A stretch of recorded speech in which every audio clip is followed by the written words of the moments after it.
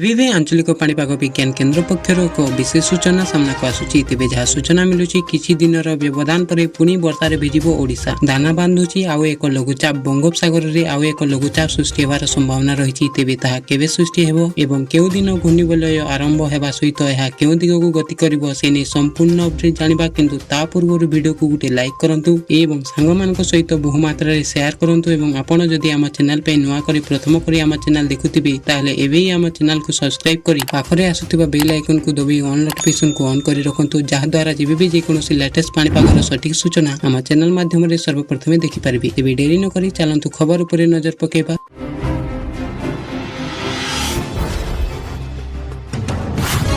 ତେବେ ଯାହା ସୂଚନା ମିଳୁଛି ପାଣିପାଗ ବିଭାଗର ସୂଚନା ଅନୁସାରେ ଆସନ୍ତା 21 ତାରିଖ ସୁଦ୍ଧା ବଙ୍ଗୋପସାଗରରେ ଏକ ଘୂର୍ଣ୍ଣିବଲୟ ସୃଷ୍ଟି ହେବାର ସମ୍ଭାବନା ରହିଛି। ଏହା କ୍ରମେ ଘନୀଭୂତ ହୋଇ ଆସନ୍ତା 23 ତାରିଖରେ ଲଘୁଚାପର ରୂପ ନେବ। ତେବେ ଲଘୁଚାପର ରୂପ ନେବା ପରେ ଏହା ପଶ୍ଚିମ ଉତ୍ତର ପଶ୍ଚିମ ଦିଗକୁ ଗତି କରି ଅବପାତର ରୂପ ନେଇପାରେ ବୋଲି ପୂର୍ବାନୁମାନ କରାଯାଇଛି। ତେବେ ଲଘୁଚାପର ପ୍ରଭାବ କେଉଁ ପ୍ରକାରର ରହିଛି ସେ ନେଇ କୌଣସି ସୂଚନା ପ୍ରଦାନ କରାଯାଇ ନାହିଁ। ବଙ୍ଗୋପସାଗରରେ ଲଘୁଚାପ ସୃଷ୍ଟି ହୋଇଥିବା ବେଳେ ସମସ୍ତଙ୍କ ମନରେ ବାତ୍ୟାକୁ ନେଇ ଭୟ ଘାରିଛି। ତେବେ ଲଘୁଚାପ ଅବପାତର ରୂପ ନେବା ପରେ ଏହା ସ୍ପଷ୍ଟ ହୋଇପାରିବ। ବାସ୍ ଏହା ଥିଲା ଏବେକାର ଲେଟେଷ୍ଟ ଅପଡେଟ୍। ଏମିତି ଲେଟେଷ୍ଟ ଅପଡେଟ୍ ପାଇଁ ଆମ ଆକାଶ ଟିଭି ସହିତ ଯୋଡ଼ି ହୋଇ ରୁହନ୍ତୁ।